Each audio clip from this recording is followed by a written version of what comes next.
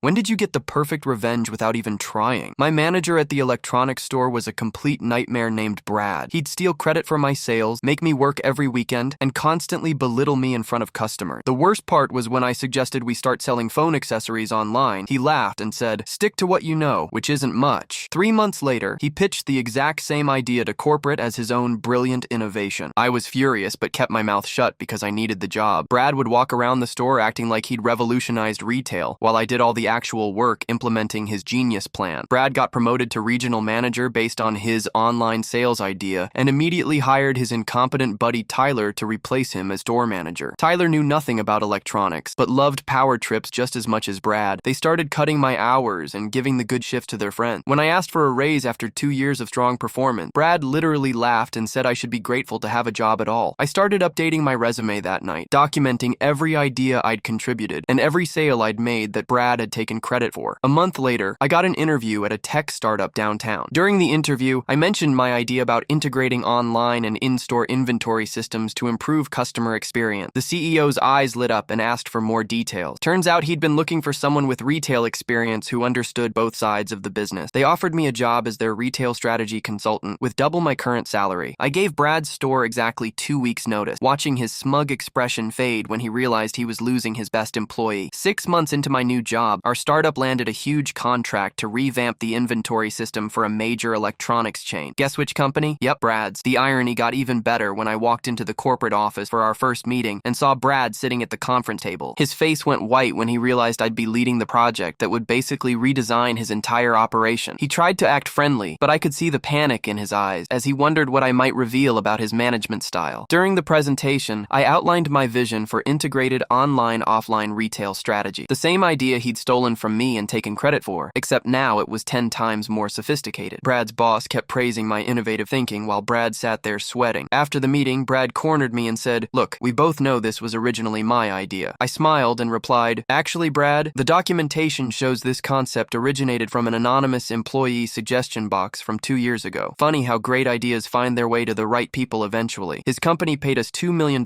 for the consultation, and I got a promotion to director level. The best part? Brad got demoted back to store manager after corporate realized he couldn't deliver on any of his promises without me there to do the actual work. Tyler got fired completely for running the store into the ground. Last I heard, Brad's working at a different electronics chain making half what he used to make, while I'm now the CEO of my own consulting firm. The startup I joined got acquired by a Fortune 500 company, and they put me in charge of their entire retail division. Brad actually applied to work for my company last year, but HR flagged his application due to previous workplace conflicts. Sometimes the best revenge is just being better than the people who held you back.